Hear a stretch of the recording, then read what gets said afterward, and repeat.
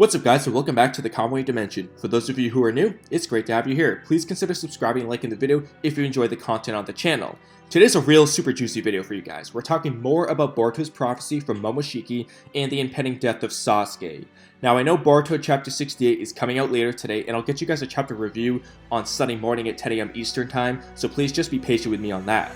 Now, I've said in previous videos about Boruto's prophecy and the Jougan's appearance in the manga that Boruto's prophecy would likely be happening pretty soon, and more specifically would likely happen before the time skip and during the time in which Code, Eida, and Daemon enter the Leaf Village to remove Code's limiters and for Eida to attack Amado, which would also be happening pretty soon, and during that time either the Leaf Village would get destroyed or Sasuke would die, with Sasuke dying being what I lean closer to.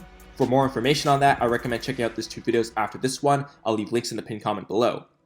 Now, in light of the spoilers for Boruto chapter 68, which I also made a video on yesterday, which also will be linked to the pinned comment, we see at the end of chapter 68 that the invasion has already begun, and Eida has confronted Shikamaru, Delta, and Amado. So we see that things are already getting heated like I predicted, and so the prophecy will likely come to fruition soon, just like Momoshiki said in chapter 67. Now, in those videos I mentioned previously, I said that if Sasuke dies, it would either be because he dies protecting Boruto because he wasn't competent enough in the battle against Code, Eida, or Daemon, or that Boruto for some reason would be forced to kill Sasuke with his own hands. Now, if you ask me, Boruto killing Sasuke with his own hands is a lot more befitting of the true spectacle that Momoshiki refers to than for Boruto's blue eyes taking everything away from him. It also makes so much sense for why Momoshiki is all like, I don't know why that shit happens, but strap that seatbelt on tight, my friend, because this is going to be one hell of a ride. But the question that arose was, what would lead Boruto to having to kill Sasuke? I joked in the video that maybe Momoshiki put a karma seal on Sasuke, but let's be realistic here. That's probably not going to happen. And so I want to talk about an idea that two of my lovely subscribers came up with in the comment section of those videos for how this scene could occur, and that is the idea that Sasuke falls under Eida's love spell and is under her control, and that is the catalyst for Boruto being forced to kill Sasuke. And what I want to do here in this video is elaborate on this idea and discuss how that could play out in the story, what kind of impact it could have, what needs to happen for this to work effectively, and then whether or not I think it's something that is actually likely to happen. And we'll also debunk a few arguments some of you will probably try to make against this theory. As a reminder, what's a cool idea isn't necessarily what's likely to happen. Just like I mentioned in my video about Amado's Cyborg, a lot of people didn't like the idea of me saying the Cyborg would be Delta, but that doesn't mean it wasn't the most likely choice, and it ended up being correct in the end. So the idea of this theory is that Sasuke was under Eida's control and became a threat to the safety of the village, as he is still one of the strongest people on the planet right now. So just as Sasuke was prepared to kill Boruto if Boruto became a threat to the village, the roles are now reversed, and Sasuke asks his student Boruto to kill him instead. Maybe we even get a scene of Sasuke attacking Sarada against his will, and Boruto is forced to protect her by killing her own father. I think without a doubt this would be a powerful scene for the story. Of course, a lot of people might be completely pissed about it because they don't want to see Sasuke die, but it would definitely drive character development for Boruto, Sarada, Naruto, Sakura, and other characters too. And then maybe Boruto gives himself the scar as punishment and a reminder of what has happened, or perhaps Sasuke ends up scarring Boruto during the battle while he's under Eida's control. Now I know some of you will try to debunk this idea, and I will address those points in just a little bit, so just be patient. I want to talk about a couple more things first before we get to that, and that's the ramifications of this writing decision and what needs to happen for this to work effectively. If the story decides to go this route, we absolutely need some great final moments from Sasuke before he's caught under Eida's spell. I'm going to draw some comparisons to Jiraiya here, as Sasuke is undoubtedly playing a similar role to Boruto as Jiraiya did to Naruto. We absolutely need something important like Sasuke figuring out and exposing Daemon's weakness and maybe Eida's weakness too. Something impactful for the rest of our main characters. So that way we have a reason for why Eida decides she needs to have Sasuke fight against the Leaf Village because he is too big of a threat to her and Daemon and her goals because of his intelligence.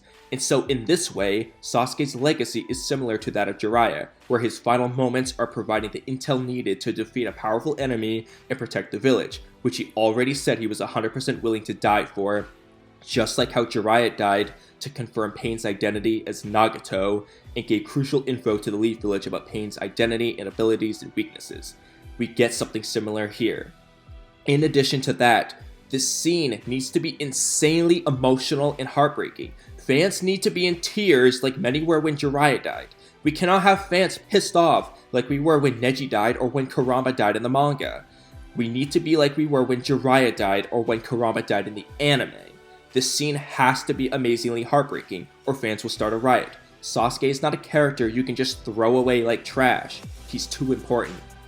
Furthermore, Eida absolutely cannot be a poorly written character moving forward. She needs to become a terrific character like Pain was. We can forgive Kishimoto for killing Jiraiya because of how well the scene was written and how amazing Pain was as a character. The dude is probably my favorite Naruto character. Eida has to rise to a character of that level. I'm not saying she will be as great as Pain, but the effort needs to be there and she needs to become an amazing character. Now, like I said, I know some of you will want to debunk this theory, so let's talk about the potential flaws in this theory and whether or not they could be explained in the story or if there are actual holes in the theory. The potential flaw I see you guys bringing up is that we don't know if Eida can completely just force her captives to follow her orders, because Code definitely disobeyed things Eida wanted Code to do when he was with Kawaki and Boruto and the others, and this was pissing Eida off. So some of you might argue that you just can't kill Eida, but you aren't necessarily her slave. However, I say hold your horses here. Code was not in Eida's presence at this time. He was only listening to her with his ear he stuck through his claw marks, and even then he wasn't listening to her at all times. This ability might just not work by Eida's voice, but rather by just when you were actively looking at her, or by pheromones emitted from her body, similar to humans in real life, although not nearly to this extreme. We don't really know how the ability works from a functional standpoint. What actually causes this ability? We don't know. And this might just be a very basic weakness to Eida's ability that I should have mentioned in my video about Eida and Daemon's weaknesses, which of course you should check out because I went pretty balls deep in that video and I'm really happy with how it came out. But you might be able to avoid it by just not looking at her, as simple as it sounds. Or maybe you need to be a certain distance away from her, or something along those lines. You might essentially be her slave when you're right next to her and looking at her, and we actually see this at play with Bug, who obeyed every single one of Eida's commands, like getting her drinks and opening Daemon's pod, even though he very clearly didn't want to, and he actually has dialogue showing that he is upset with her for commanding him, but it seemed like he had no choice but to obey her commands. Similar to how you have no choice but to not kill Eida, even if you want to, like Code did at first. And this could be exactly what happens with Sasuke. And Sasuke doesn't know about any of Eida's abilities or possible weaknesses right now, so he doesn't even know how or that he even can avoid this from happening, or that this would even happen to him in the first place. Now, with all that in mind, is this likely to happen? I think from an in-story standpoint, this absolutely makes perfect sense and is definitely very possible and could work pretty darn well if executed correctly. It just makes so much sense and explains a lot of things. That being said though, I'm not quite as convinced that this will happen like I was with Delta being Amado's cyborg, and the reason why is because I don't know if this is quite how Kishimoto wants Sasuke's downfall to occur. Even if Kishimoto wants Boruto to kill Sasuke, and this makes a lot of sense for how this could happen, I just don't know for sure that he would like Sasuke's death to just be because he was in love with Eida and under her control. To be fair though, the dude had Madara killed off by Zetsu betraying him and backstabbing him without any good build up for his betrayal, and he killed off Neji with a splinter to make Naruto and Hinata have children, even though they already had plenty of build up, and they also just didn't do anything with it in Naruto Shippuden and saved it for Naruto the Last. So the more I think about it, this isn't out of the question for Sasuke at all. But if this scene is what happens, like I said, the scene needs to be amazingly heartbreaking in the manga. We cannot have it written like shit in the manga and save it for the anime. It needs to be just as good in the manga, and we need many fans in tears, and on top of that, Eida needs to become a terrific character like Pain was. She has to, because Sasuke is a huge legacy character. I will make a super long rant video if this death is written poorly like Neji or Kurama in the manga. However, I definitely think that there is a lot of credence to this idea and it makes a lot of sense, and you can easily explain the possible holes people will poke because we don't know the extent of control Eida has over her captives when in her presence. We know that Bug obeyed everything she said, like getting her drinks and opening Daemon's pod, and Code was not in Eida's presence and was only occasionally listening to her through his claw marks when he wasn't really following Eida's orders. But I really want to hear what you guys think about this idea. Do you think it makes sense and is likely to recur in the story? And do you think it has the potential to be really well written? Or do you think that they're just going to flop it and write it like trash like they did with Urashiki? Let me know in the comment section below.